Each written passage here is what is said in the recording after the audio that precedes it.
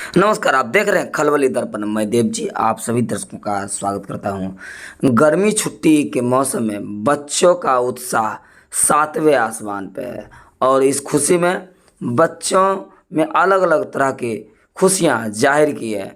वहीं जिलाधिकारी डॉक्टर आलोक रंजन घोष ने भी इस गर्मी छुट्टी को लेकर के गजब का उत्साह और खुशियां जाहिर की है और उन्होंने बचपन में बिताए हुए गर्मी छुट्टी के पलों को याद करते हुए क्या कुछ कहा है बचपन की यादें के साथ। सुने जिलाधिकारी डॉक्टर आलोक रंजन घोष क्या कुछ कहते। जब आप छोटे थे, बचपन में थे, तो कैसे इस छुट्टी को एंजॉय करते थे, उसको लेकर कुछ खास यादें आप टिप्स जोड़े ताकि बच्चे उत्साहित हों।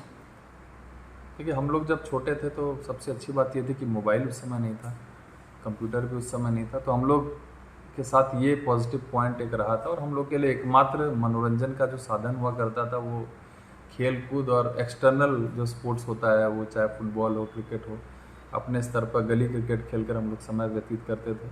और मुझे स्मरण है कि हम लोग की गर्मी की छुट्टियाँ लगभग 2 महीने की हुआ करती थी। 2 महीने हम लोग अपने गाँव आते थे, चारों तरफ आम के पेड़ थे, लीची के पेड़ थे, हम लोग पूरी गर्मी में, धूप में हम लोग घूमते फिरते थे। और एक तरीके से उन सारी चीज़ों ने हम लोग को अंदर से काफ़ी ज़्यादा स्ट्रांग बनाया।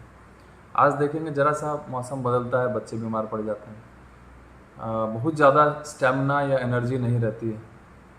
और जो स्ट्रेंथ वाले गेम्स हैं जिसमें कि दौड़ धूप चीज़ें होती हैं, वो अब धीरे धीरे कमती जा रही हैं।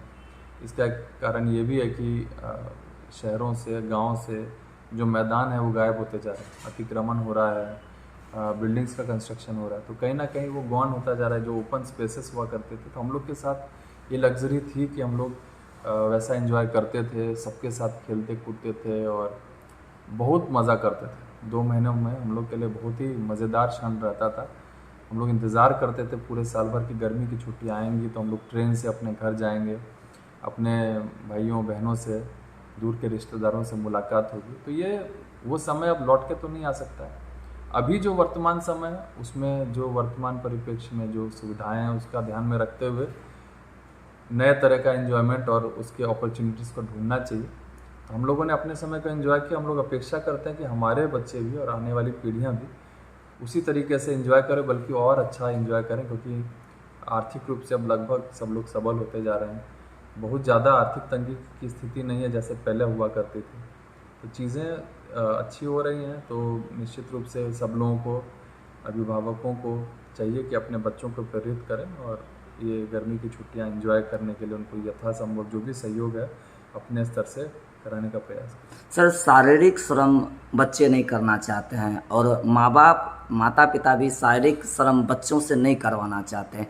इस वजह से कमजोरियां ज़्यादा बढ़ती जा रही है और खान पान का भी स्थिति चेंज हो रहा है। तो उसको लेकर के कैसे इस छुट्टी में एक नया माहौल क्रिएट करने की आवश्यकता है।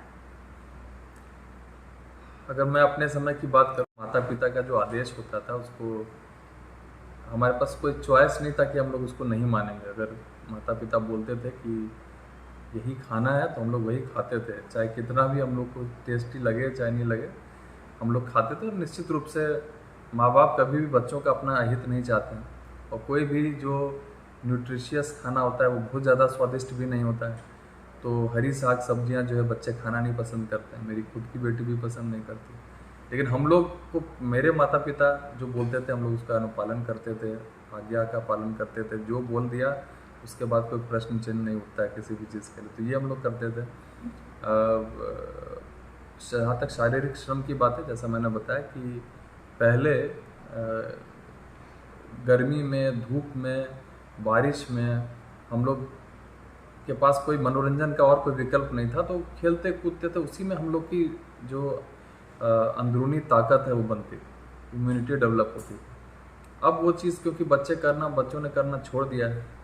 मैं ये नहीं कहूँगा कि सब ने छोड़ दिया, लेकिन अधिकांश बच्चे, जैसा कि मेरा ऑब्जर्वेशन है कि अधिकांश बच्चे अब खेलना कूदना उनके रुचि का वो अंग नहीं रह गया है। उनके लिए खेलने का मतलब वीडियो गेम्स हो गया है, उनके लिए खेलने का मतलब मोबाइल हो गया है, इंटरटेनमेंट का मतलब भी मोबाइल हो गया है, कंप्यूटर हो गया, लैपटॉप, आईपैड, यही सब होता जा रहा है। जिससे कि मानसिक रूप से निश्चित रूप से हमारे बच्चे जितना आज इस उम्र में जानते हैं हम लोग शायद उतना नहीं जानते थे, हम लोग का एक्सपोजर उतना नहीं था कभी भी। वो बच्चों के साथ एक पॉजिटिव पॉइंट है। एक नेगेटिव पॉइंट इसके साथ ये भी है कि जब एक्सपोजर बहुत ज़्यादा हो जाता है तो कम उम्र में बच्चे जो हैं वो सारी चीज़ें जानने लगते हैं जो उनको एक पर्टिकुलर एज के बाद जानना चाहिए। ये भी एक इसका नेगेटिव पॉइंट है, और उसमें पेरेंटल कंट्रोल बहुत ज़्यादा मायने रखता है।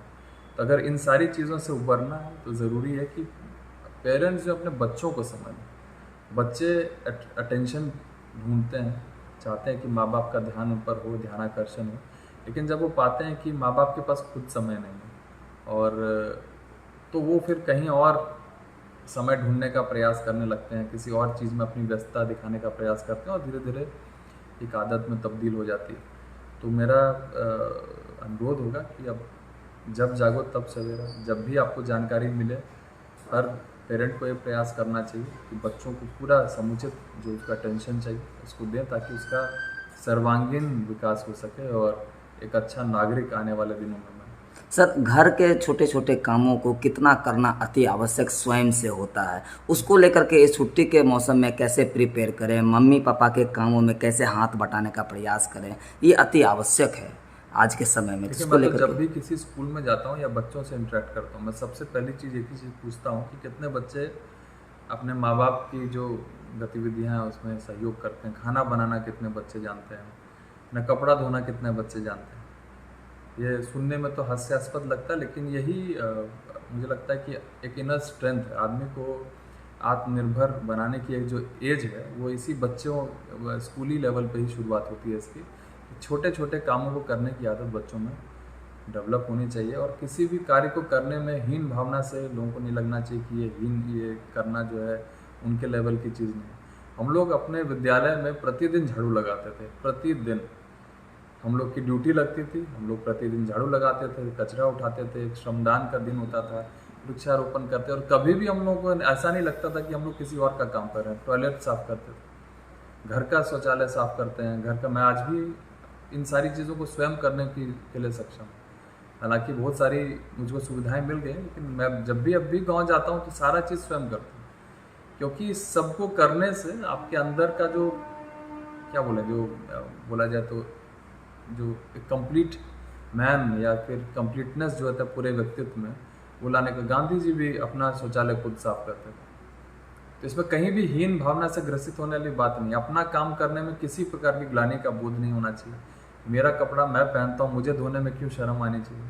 मेरा खाना मैं बनाना अगर यदि जानता हूँ तो मैं किसी पर निर्भर नहीं हूँ। मेरी मम्मी हो सकता है मुझे मदद करें, खाना वही बनाती हूँ, लेकिन आवश्यकता पड़ने पर मैं किसी पर भी निर्भर नहीं हूँ, मैं आत्मनिर्भर हूँ, मुझे किसी की आवश्यकता नहीं है। ये सारा चीज़, ये सारी फीलिंग, ये सारा कॉन्फिडेंस हम लोगों को अपने बचपन से ही हम लोगों ने इसको इम्बाइब किया।